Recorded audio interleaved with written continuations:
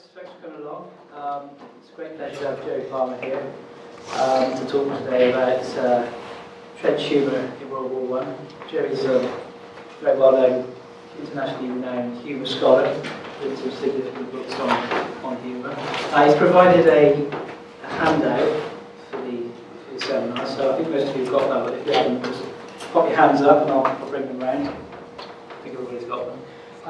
Okay, so this is a Centre for Comedy Studies Research seminar in collaboration with the Magna Carta Institute and the Isambard Centre for History and Heritage today. So Jerry is going to be talking about trench humour in World War I. And just to give you a bit more background information on Jerry, he's a former Professor of Communications from London Metropolitan University and visiting Professor of Sociology at City University. He originally trained in languages and literature, and he's authored 6 books on various aspects of mass media and popular culture. 2 of those books are on humour and comedy, so that's The Logic of the Absurd, which is published by the British Film Institute in 1987, and Taking Humour Seriously, which was published by Routledge in 1994. He also contributed to Sharon Lockyer and Mike Pickering's Beyond the Joke, which was their edited collection of Palgrave Macmillan in 2005. And at the moment he's working on a book on soldiers' memoirs from World War I in Britain, France and Germany, which is where the content of this talk comes from. So I'll hand over to Jerry. Thanks very much. Thank you, Simon. Thank you very much. Thank you for inviting me here. It's a pleasure. I've been retired for 10 years. I think this is the first lecture I've given since then. So I hope it'll all come back. Yes, I'm currently working on a book about soldiers' memoirs in World War I, most of which I have to say, as you can imagine. But I want to refer to it partly because the one-sentence gist of what I'm going to say is that a lot of the humour that came from World War I is very difficult to understand outside the actual context in which the humour was originally created. Some of it's perfectly easy to understand and easily transportable. A lot isn't. Very, very difficult, I think, to take it out of it. And probably particularly difficult to take it out of somewhere like that and put it into a lecture room. For all the obvious reasons of discordance between 2 entirely different ways of life. And I would like to start by saying a few things about a limited number of characteristics of World War I, which I think help to explain not just what I'm going to say about humour, but things to do with the documentation of World War I in general. After all, if it wasn't for the volume of documentation that we have about World War I, we would probably have no knowledge whatsoever of anything to do with the humour that soldiers developed during the war. It would have just disappeared into memory. I mean, I don't doubt that soldiers fighting in the campaign which led to the Battle of Waterloo in 1815 were also extremely funny on occasions. Unfortunately, we haven't the faintest idea whatsoever whether that's true or not, because there is, as far as I know, not a single record whatsoever of what people actually said to each other while walking through the fields of Belgium.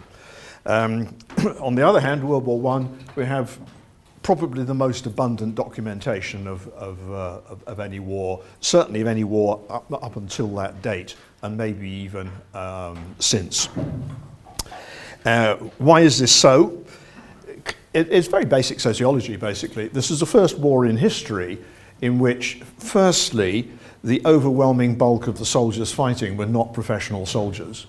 After all, until 1914, most wars have been fought by people who were something close to what we would nowadays call a professional soldier, even though the idea of profession didn't exist through most of history. At least they were people who were committed to warfare as a large chunk of their way of life. In that sense, they were professionals. And secondly, it's the first war in history where the overwhelming bulk of the combatants, at least in Europe, were literate. And on top of that, came from a population which was used to reading about public events, discussing about public events, thinking about public events, making their own minds up about public events without reference to outside authorities. The populations that went to war in 1914 were very sociologically different from the populations which had fought across the length and breadth of Europe in previous large-scale wars. And this is what explains both the vast quantity of documentation in the first place, obviously. I should add to that of course, because the populations that went to war in 1914 were literate and relatively, in long-term historical terms, prosperous as well, and enjoyed a high degree of political freedom, at least by long-term historical standards, there was also, of course, a publishing industry. Without a publishing industry, as well as the literacy, we wouldn't have the massive documentation that we have. Just to give a couple of examples of the documentation, by the way, the French Post Office during the war handled 5 million letters between the front and the non-front part of France per day for 4 years. 5 million letters per day for 4 years. Now, of course, most of those have long since disappeared. But even what's left in archives is a pretty staggering amount of paper. And the other, what was the other, I've now forgotten the other indication I was going to give about the, oh yes, a French journalist called Barrès, who wrote a lot about, he was one of the most famous journalists in France during the war, wrote a lot. The articles that he wrote for a daily paper called L'Écho de Paris alone are 14 fat volumes in French libraries. This is just a tiny indication of the volume of documentation which exists about World War I. So that's the first point about the background. The second point about the background is a quotation from General von Clausewitz, who was one of the generals who faced Napoleon in the Prussian army in the Revolutionary Wars. Later wrote what became the first standard textbook on military strategy. It's just called On War in English. And at one point he says in this, it's a very famous quotation, quote, "War is the continuation of policy by other means," unquote. Now, that statement has many, many implications. The one I want to draw out of it is that at that time, this is around 1810, and until 1914 at least, war was considered to be a normal part of international relations and international policy. It was not an abnormal, exceptional part, it was a normal part of international relations and international policy. 1914 changed that eventually, but in 1914 it was still considered to be that. And of course, if you think of it in the longer term historical context, if warfare is predominantly undertaken by professional soldiers, as was by and large the case up until 1914, there are plenty of exceptions, but by and large, then the idea that relationships between states contain warfare as a normal part of those relationships, it makes more sense, both to have professional soldiers and to make that judgment about the role of warfare in normal international relations. And the last point, as everyone knows, in August 1914, nobody expected a long war. Everybody in all of the main combatant countries thought that the war would be over in a matter of months, if not sooner. Famously, all the British troops saying goodbye to their families as they left in August 1914, "See you for Christmas." Well, they did, but it was Christmas 1918, not Christmas 1914. And of course, many of them didn't see their families again.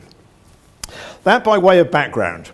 It's not that it tells you very much about the humour, but it tells you the preconditions for us having access to that, and some things I will come back to at the end to refer to their role in trying to understand that humour. Right, the second point I want to make, it's not really an introduction any longer, it's part of the body of what I want to say, a little bit of humour theory. I hope this is not over-familiar terrain. It may well be, but I'll risk that, because I'm going to do it fairly briefly anyway.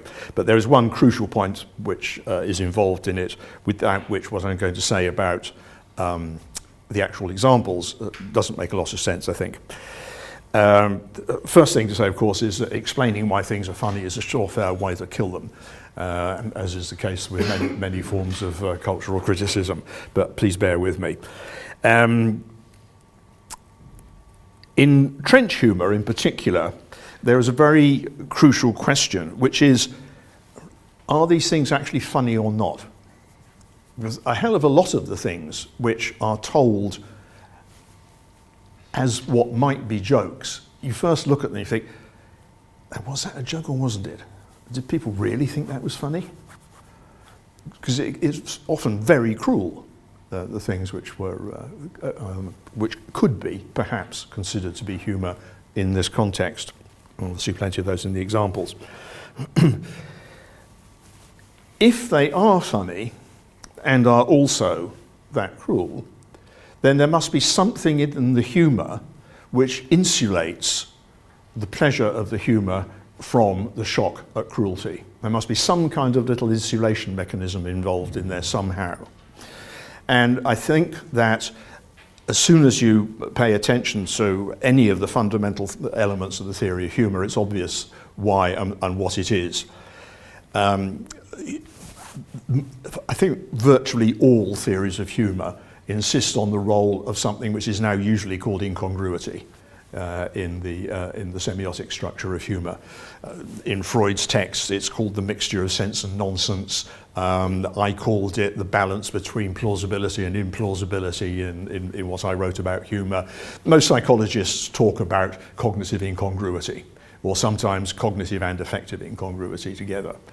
So, and basically, they all mean the same thing. There is something in jokes which simultaneously makes sense and simultaneously doesn't make sense in some way or another. And in my opinion, this is that, I'm not going to say any more about incongruity because you must all know it backwards by now.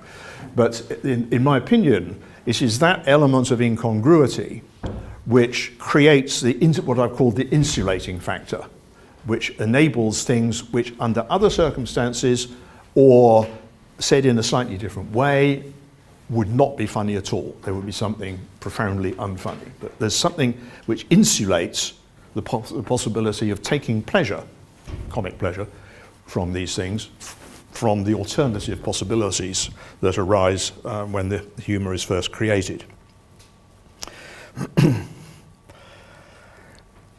Additionally, although an awful lot of humour is readily transportable, I mean, I couldn't resist the temptation to tell Sharon and Simon a joke when I arrived here this afternoon. It was a joke that was told to me by an American friend just before Christmas. It's eminently transportable, you know, across the Atlantic, from one nation to another, from one friend to another, etc., and so forth. Most jokes are readily transportable. You know.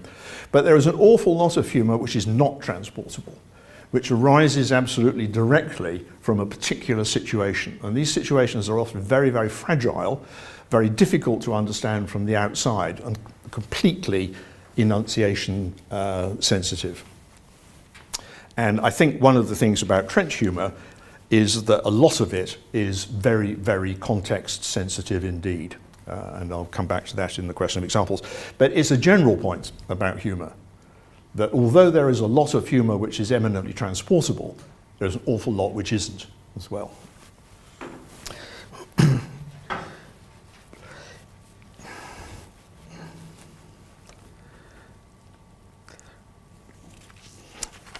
So those, I think, are the elements of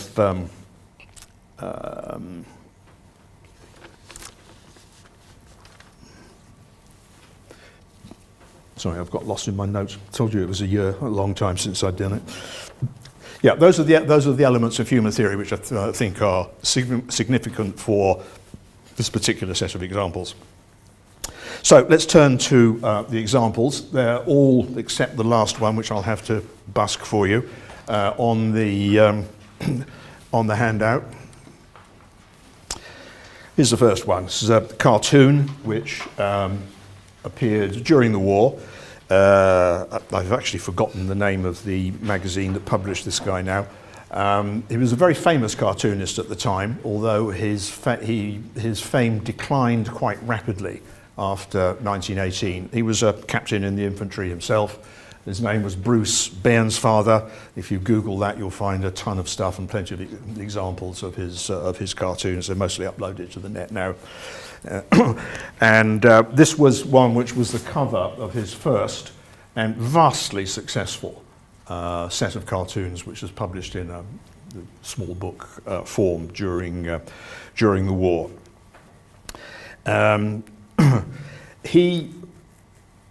His fame diminished after the war because people started sneering at his humour for being too good-tempered. But his humour had seemed to them, in the post-war period, to have excessive implication of accepting the conditions under which these things had occurred. In other words, accepting the war and the conduct of the war. The mood, famously, the mood changed in the decade following World War I. Public opinion shifted. Not all public opinion, of course, but elements of public opinion shifted, especially in this country, after World War I. And the mood of keep calm and carry on, well, that's a World War II slogan, but it can do as well for World War I, of patriotic commitment, if you like, was questioned by a large number of people, by no means by everybody, but by a large number of people during the decade following World War I. And the people who questioned the conduct of the war, the worthwhileness of the war, the sacrifices made in the war, etc., came to discard that type of humour as being insufficiently cynical, probably, or insufficiently disillusioned. That this was the type of humour which was too gentle, too good-humoured for them. On the other hand, the editor of the collection, where that was the cover, said in the introduction that this is, quote, the Great War reduced to absurd and gruesome, reduced to grim and gruesome absurdity. So in the minds of the people who did it, who put this out during the war, this was published in 1916, this was anything but good-humoured, light-hearted, etc. It was grim and gruesome absurdity. Subsequently, things changed in the way in which people evaluated things like that. Now, is it funny?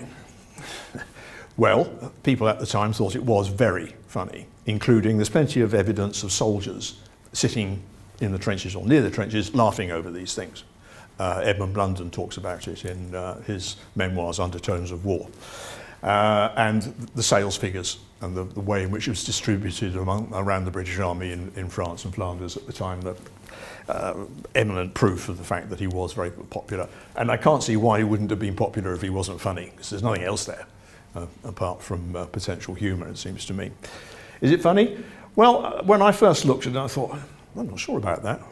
And then I thought about it. Yes, of course. But it takes a while, or it took me a while anyway, to work out.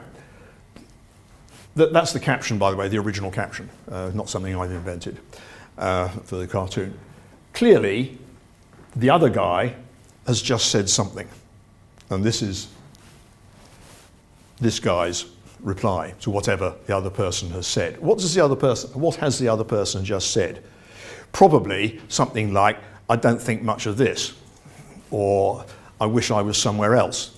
Probably not put in quite those terms, something along those lines. And he gets this reply. Now, the reply is actually very witty, because there's a deliberate misunderstanding of what the other guy has probably just said. In other words, pretending to think that the guy who has just spoken thinks there might be another place 10 yards away which is better than this one, or something along those lines. So it's a phony piece of phony misunderstanding, one of the classic transportable joke mechanisms, applied to a very, very particular set of circumstances. Well, that's my explanation of why it's meant to be funny anyway. Perhaps other people will come up with alternative ones, or simply deny that this is funny. I'm pretty sure on empirical grounds that it was funny for the people for whom it was made. But that's another matter.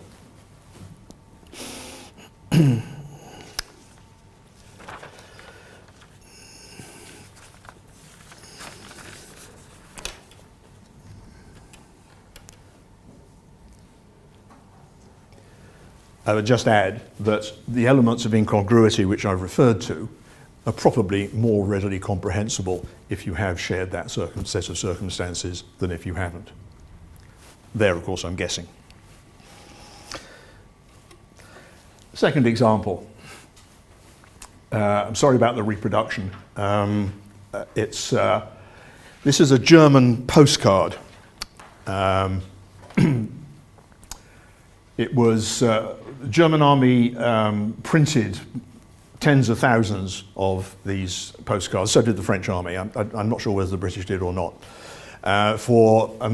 Distributed them to the troops to send back to their families to let them know they were alive and well and so on and so forth. And lots of them had jolly cartoons on of one sort or another. Some of them were very, very directly propaganda cartoons referring to various things which were currently being talked about at the time. This one I don't think is directly a propagandistic cartoon, but it is clearly trying to make light of circumstances involved in warfare. I mean, the incongruities are obvious, you know, the misapplication of the Bible, the guys wearing hats but nothing else, sitting in a trench boasting about the fact that it's paradise. And this was sent in 1917 to a family in a small town near Frankfurt. And I can imagine that the guy who sent it was not in anything like paradise and not feeling anything like Adam at the time. This particular example is an example where humour is actually being used by military authorities, or military and political authorities, for propaganda purposes. In this case, for the purposes of morale, specifically civilian morale in this instance, because clearly the person who sent that postcard is unlikely to have felt that way about it, but he may well have thought that it would cheer his family up to get something that looked a bit cheerful like that.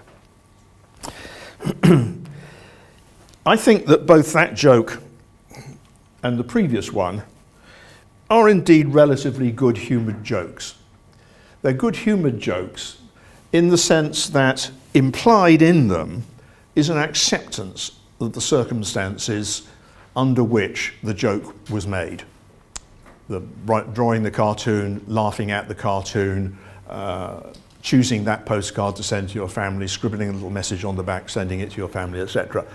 The people who were involved in the collective creation of these two jokes were people who accepted the circumstances that they were in. This doesn't mean to say they'd be completely uncritical of those circumstances. It doesn't mean to say that it wouldn't sooner have been somewhere else. You can imagine the rest of what I might say there. But fundamentally, these are jokes that appeal to people who, even if they know they're in an absolutely dreadful situation, they're prepared to accept the fact that they're in an absolutely dreadful situation and probably continue to be in that absolutely dreadful situation. I've deliberately arranged these jokes in a sort of sequence of ascending ambiguity or ascending blackness. These are the light-hearted ones. This is a joke which was told in the French army in the trenches in the middle of the war. I've translated it myself, so it's not a literal translation, but it gets exactly what the original French joke intended. There's no point in reading it out. Everyone else can read as well as I can. I mean, it's a very standard joke structure, playing upon double meanings. You know, the double meaning of best friend, the double meaning of give up on you, because giving up on you when you're one type of friend is not quite the same thing as giving up on you when you're when the friend is a flea, that's. I can't actually remember what the original French was now. I mean, in deep shit is very modern in English. No one would have said that in 1916 in any army that was involved there. But it is a pretty good equivalent, spiritually speaking, of what the original joke said at the time. And of course, being in deep shit as a sort of popular phrase doesn't have very much literal application, to be honest. In a trench in 1916, 1917, it had an absolutely direct literal application. The contents of trenches were not very nice for all sorts of reasons. And the descriptions from soldiers' memoirs leave no one in any doubt whatsoever about just how physically unpleasant the things were. And how long people actually had to spend in them as well under those circumstances. So to anyone who had been in a French trench, probably an English or a German one as well, during the middle of the war would know exactly what that meant. And also, fleas were indeed your constant companion in the trenches. It was just a part of everyday life. Everyone was flea-ridden. Because it was hygiene was completely and utterly impossible under those circumstances. So there's a French joke about life in the trenches. Here's a German one. That underneath it says night fighting in the trenches. That says dining room. And as you can see, the night fighting in question is getting rid of the rats which are invading his bed. Rats were an absolutely constant companion of soldiers in the trenches. It's obvious why. To put it crudely, the dietary supplies for rats were extremely abundant on the battlefield. Rats loved it. They were in clover, to say the least. And you just didn't get away from them, basically. They were with you all the time. Night fighting in World War I was not that common at the beginning of the war, but became increasingly common as the war went on. It did exist from the beginning onwards. There are descriptions from memoirs written in 1914 of night fighting in the trenches, but it became increasingly common as it went on. It must have been absolutely terrifying, because there was no such thing as night vision goggles or anything like that. Flares and lights and illuminated rockets were used to illuminate the landscape, but the light was very intermittent and fitful, and you never knew when it was going to be dark and when it was going to be light.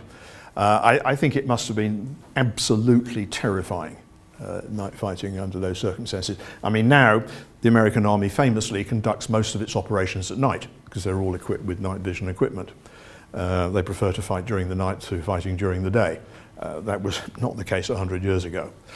So the phrase night fighting must have been resonant for people who saw that during the war in a way which it probably isn't any longer now, where you have to reconstruct the resonance that phrase must have had at the time. And a third one. This is another postcard.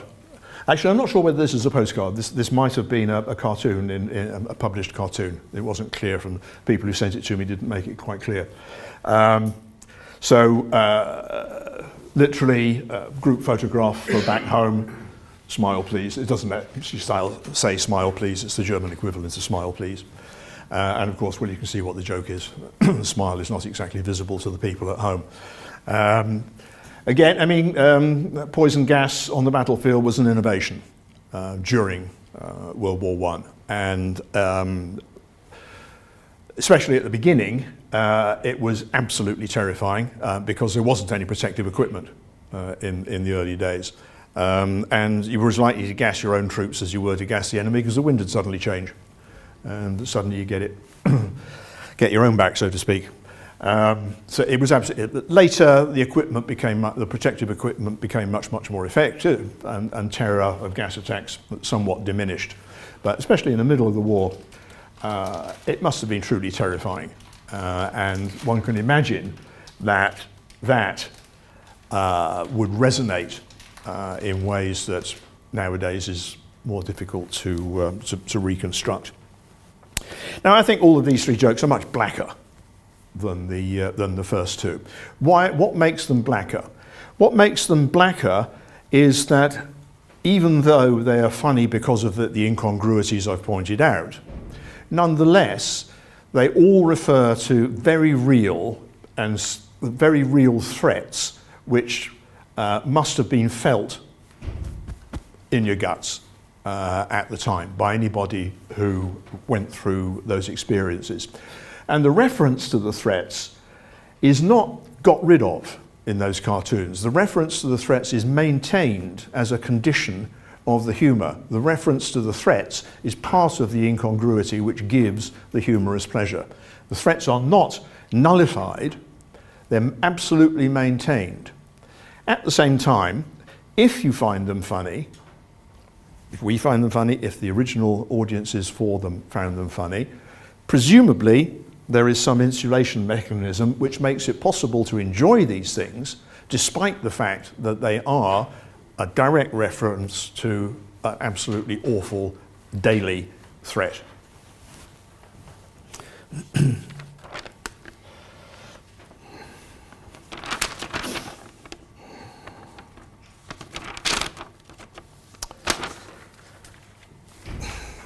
Another example. Get onto the verbal ones now. This is a quotation from a book called Liaison 14, written by, at the time he was Captain Spears, finished his career sometime in the 1930s as General Spears, a professional soldier, absolutely committed to warfare as a way of life, never had any doubt whatsoever about what he was doing, so on and so forth. And here's the story that he tells. Now, he tells this as a true story, and he tells it as a funny story. He's explicit in the memoirs, the sentence preceding the actual story. He said, "This a funny story." This, to him, was a funny story. Shall I read it out, or has everyone read it already? There's not much point in reading it out, is there? No. Now, again, a lot depends upon how you interpret what is being said. Spears just says that this is a grim, funny story, nothing more than that. Now, a lot turns on whether you think that the guy who is carrying the corpse is telling the truth or not when he's confronted by the officer. In other words, there are two possibilities of what actually happened and what's being referred to in this joke. One, that it is indeed exactly what happened, that the guy decided he would rescue a badly wounded comrade, take him back to the dressing station. The other is that he was scared witless, saw a corpse and thought, "Oh, I'll pretend to be rescuing this guy." He put him on his back and ran back to their own front lines.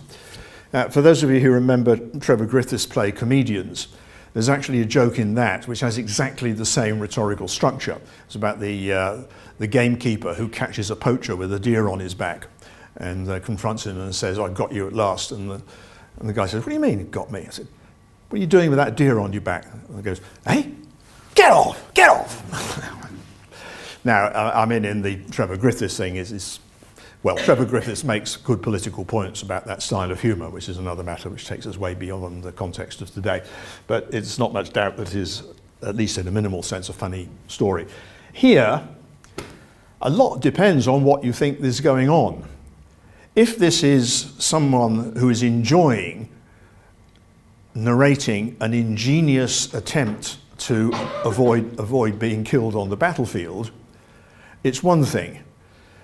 If, on the other hand, the guy who's carried the corpse back, well, maybe it wasn't a corpse when he picked it up, carrying this other soldier back, if he genuinely is telling the truth at the point where he says, he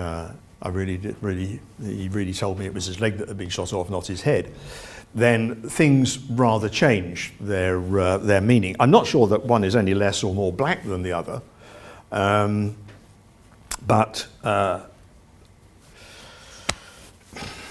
there are these two possibilities.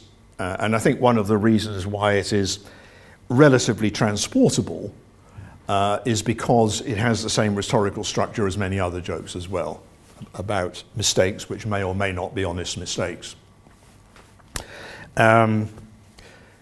If you don't find it funny, then Spears' comment that this was a grim story is bit of an understatement, to say the least. But Smears told that as a funny story. Not a joke in the classic sense of a little portable piece of text that can be moved between one circumstance and another by anyone who chooses to tell a joke, but a joke in the sense of being a funny story. I assume why it could be funny doesn't need any explanation. I mean, the idea that a headless corpse might have said that it was his leg that was cut off is a little bit strange. So, an example there. Another example. Now, there are 3 examples coming up which are very closely related to each other. They're all from the same book, Robert Graves' Memoirs, Goodbye to All That, and they all appear within a couple of pages of each other. So you've got them all in front of you. I'll just go through them quickly and then talk about them all together. There's the first of them.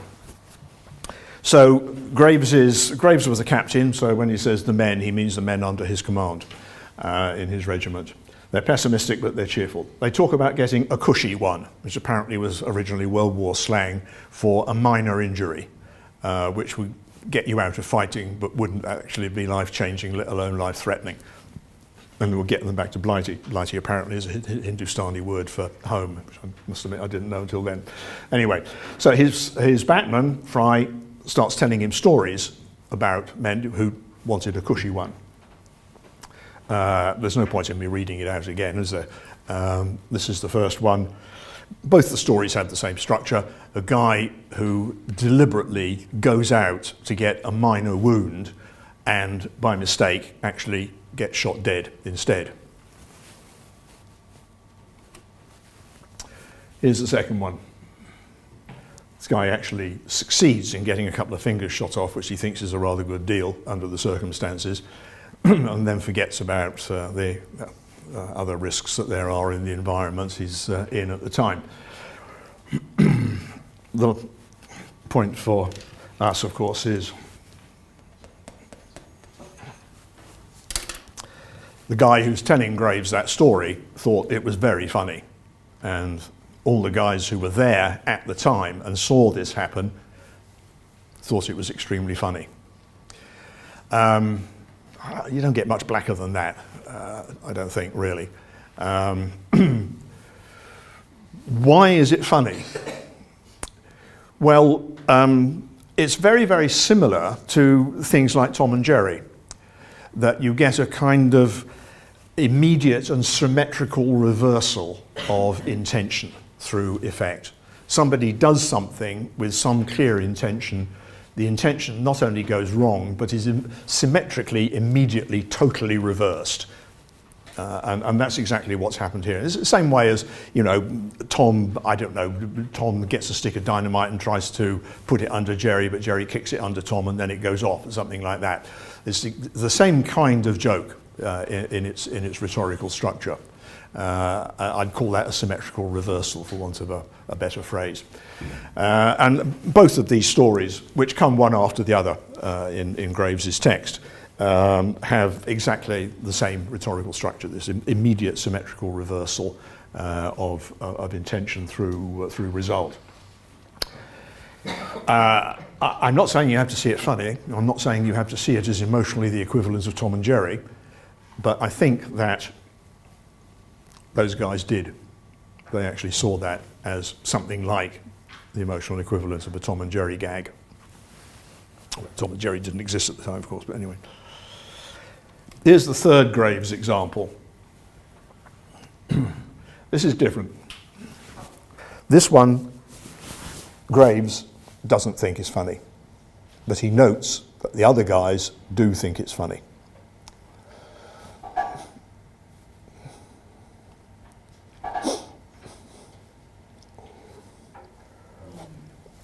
Again, there's no point in me reading it out, everyone can see it as well as I do.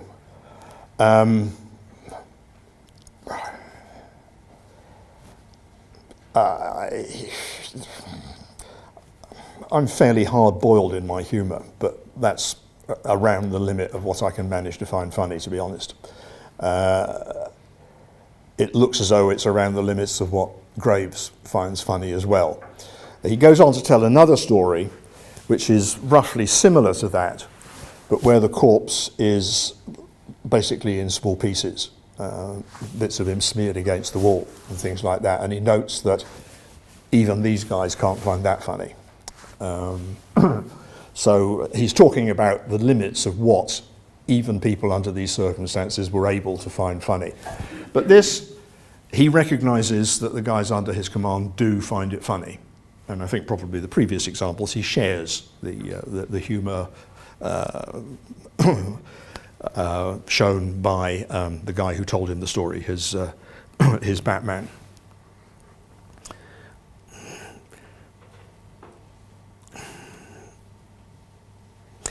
Now, I'd like to pause in the series of examples for a moment and return to a little theoretical matter.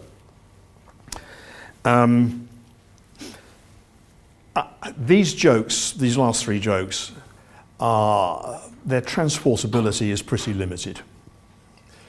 This is not something that it's very easy to take out of its original context, put it into another completely different context, like a seminar room in Brunel University, and expect people to laugh at it. It's difficult enough to laugh at it even under the original circumstances, I would have thought, but under other circumstances, close to impossible. And yet the empirical evidence suggests that these things were indeed thought to be funny by the people involved at the time. Now, I said right at the beginning that jokes are often very, very context sensitive.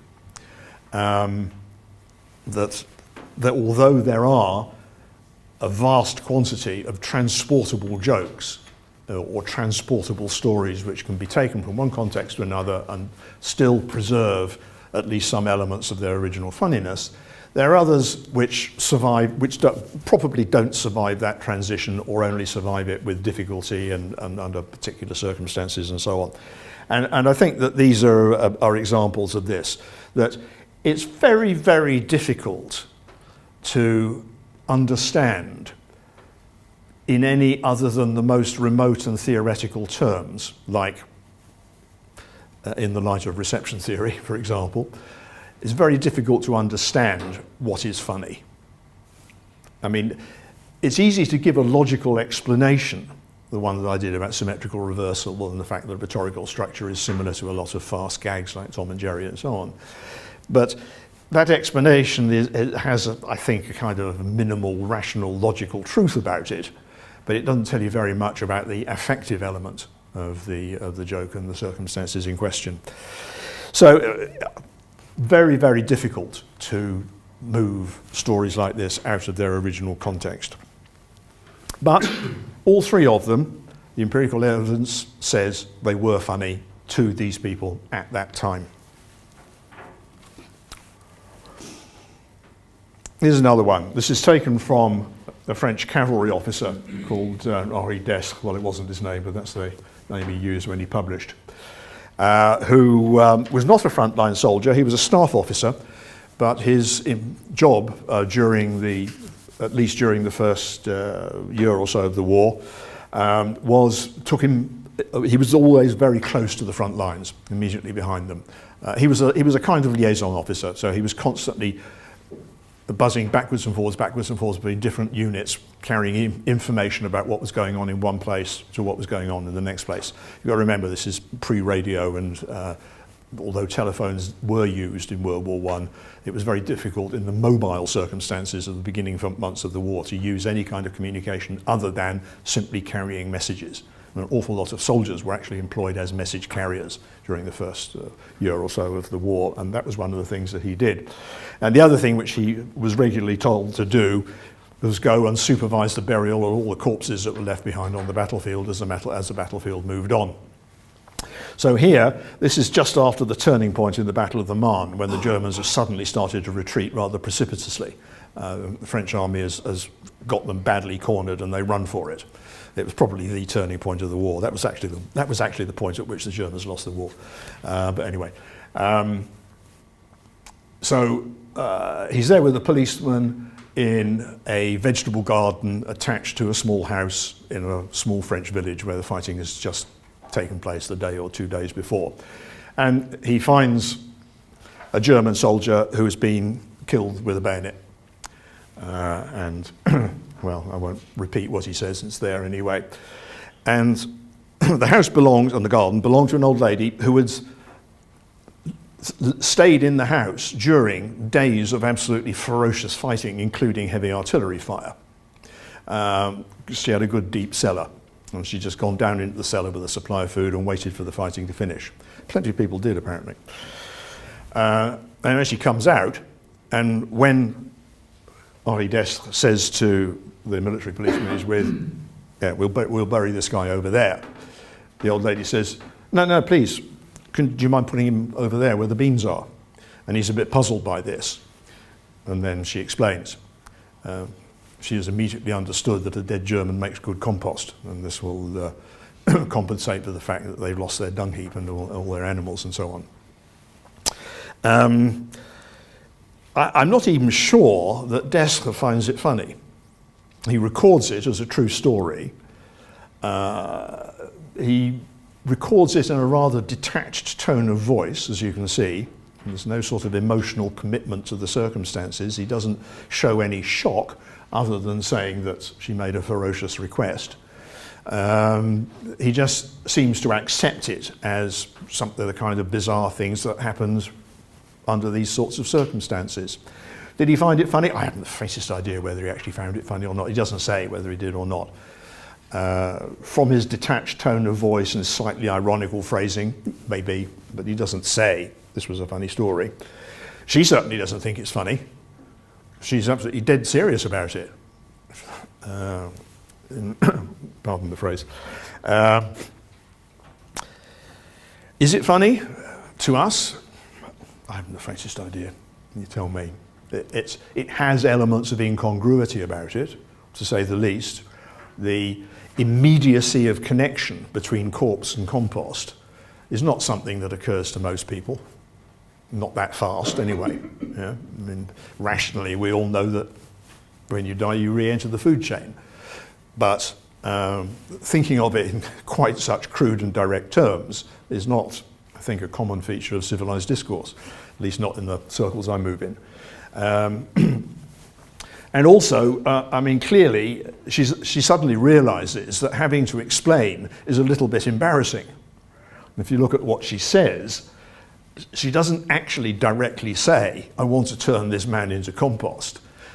She explains why it is that she has come to this understanding of the situation. And at the end, she can't actually bring herself to directly say what it is. She says, so, you understand? Clearly there are elements of incongruity in the situation as described, which could be interpreted as comic incongruity, perhaps.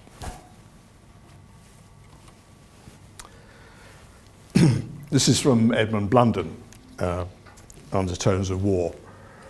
Now, I mean, again, it's potentially Tom and Jerry, this circumstance. The Highland instructor, rifle and grenade instructor, boasts about the fact that he's been there for, this was in 1915 sometime, so he's been there for quite a long time, doing this instruction for somewhere between 6 months and a year, I suppose. So never had anything go wrong, immediately kills himself by one of these unfortunate accidents that apparently occurred. It is potentially Tom and Jerry in the same way as the stories told by Robert Graves about people seeking minor injuries and then getting killed on the spot by mistake. Does Blunden think it's funny? Impossible to say. Probably not, actually. For what it's worth, this story is in both versions of his memoirs. This is the best known one, which was published in 1928, but there is an earlier version of it, which was written in 1919, but not published until sometime in the 30s, which is very little known. And this story is in both versions, virtually word for word. And he himself, in the introduction to the later definitive edition, says that he felt a bit ashamed of the early version because it was too light-hearted in its way of describing his experiences in the war. Well, he didn't think this was too light-hearted. He maintained that in the later version of his memoirs and never took it out. But the fact that he didn't think it was too light-hearted, does that mean he thought it was funny? I don't know. I mean, for what it's worth, when I first read it, I kind of snickered for a moment because of the Tom and Jerry potential reference. But I felt a bit ashamed of myself, to be honest.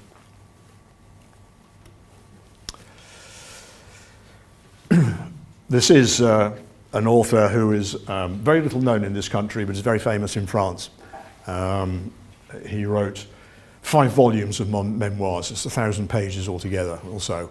And went on to become one of the most famous French novelists of the 20th century, permanent secretary of the Académie Française, and so on and so forth. He's become quite a major figure in 20th century French literature.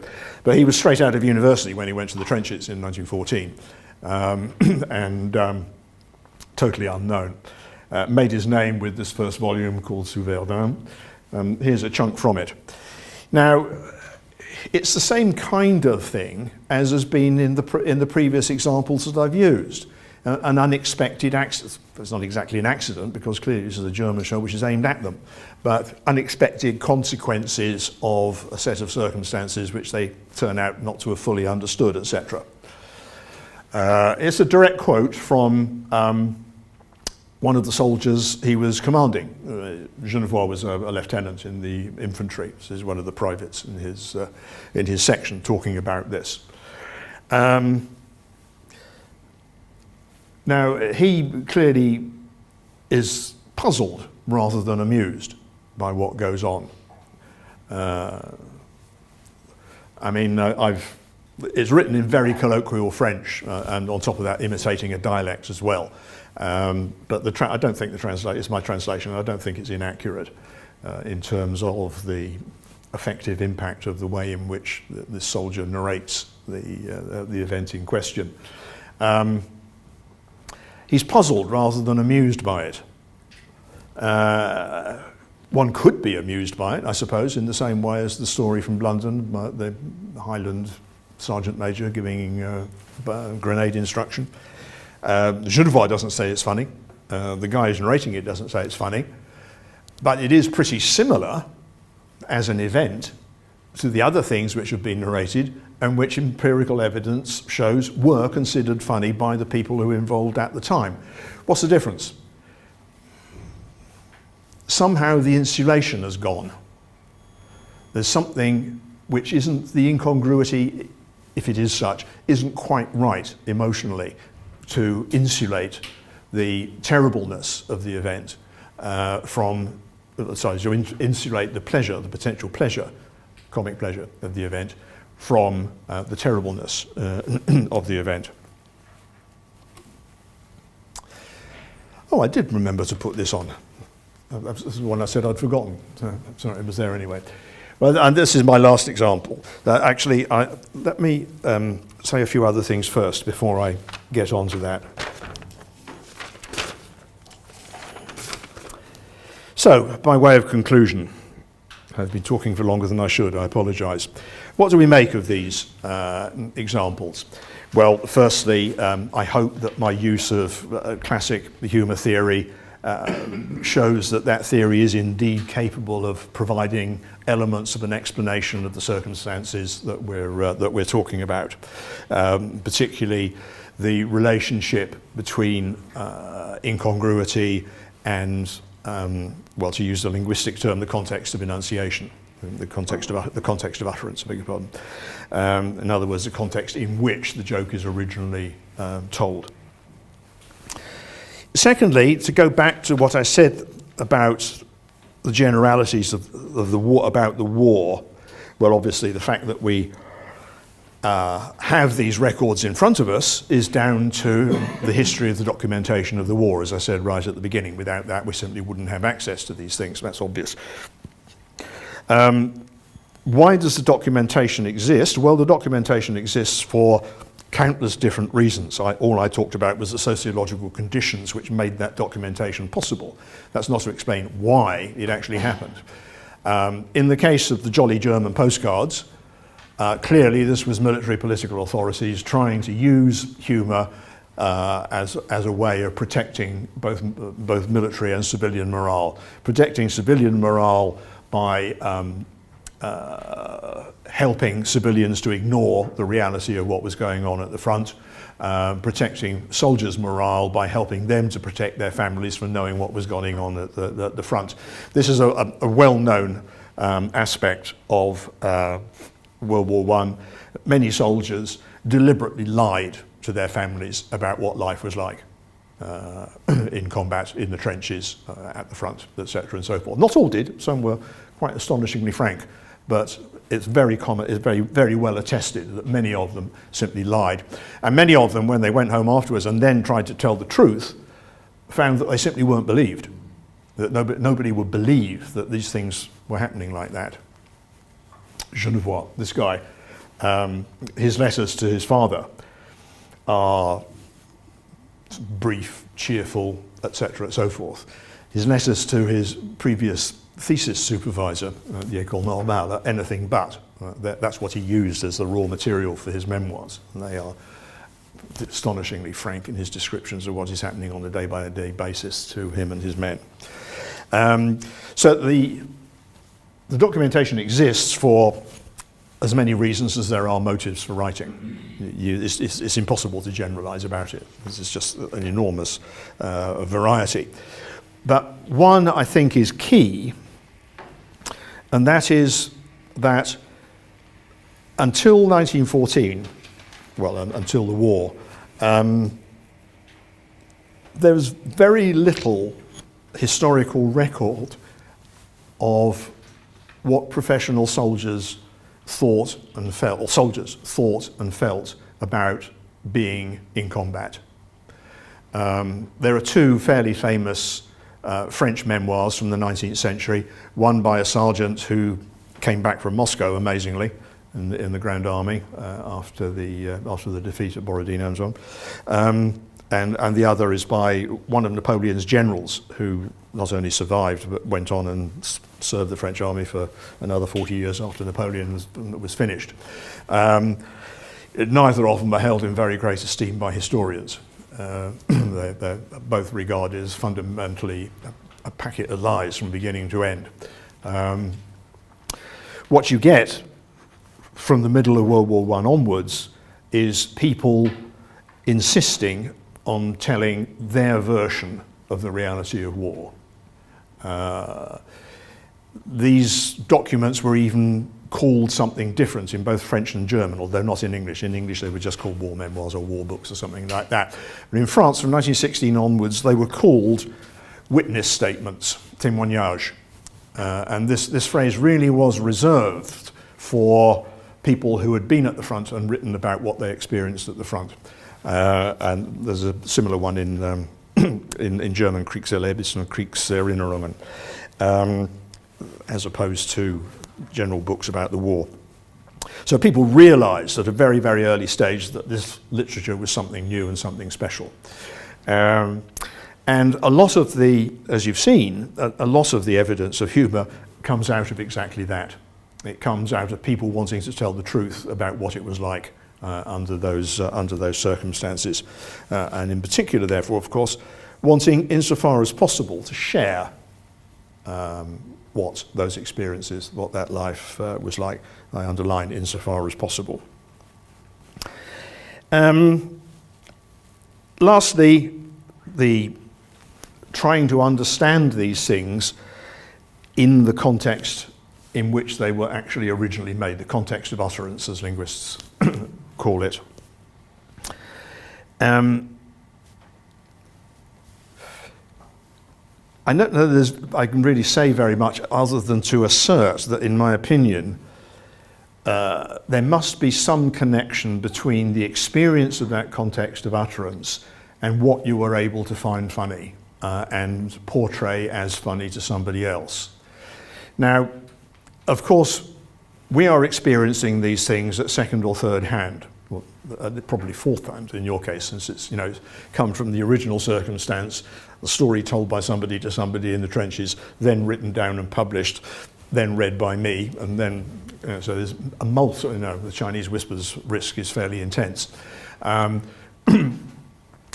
The context of enunciation has shifted again and again and again once you move away from the actual trenches themselves. And so we can never be 100% sure that the way in which we understand these things, and this is true of me as it is of anybody else, we can never be 100% sure that what we understand by these things is the same as what was understood by the participants at the time.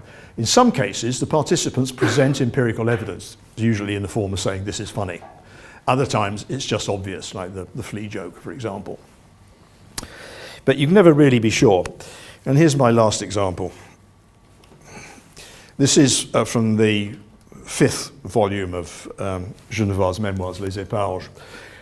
The fighting, which is recorded in the second half of this book, at the end of which Genevois himself is severely wounded and invalided out of the army forever, is truly terrifying. His portrait of it. I've never in my life come across portrayals of anything as truly terrifying as what he describes in the 100 pages or so that describes the battle in which he eventually got severely wounded.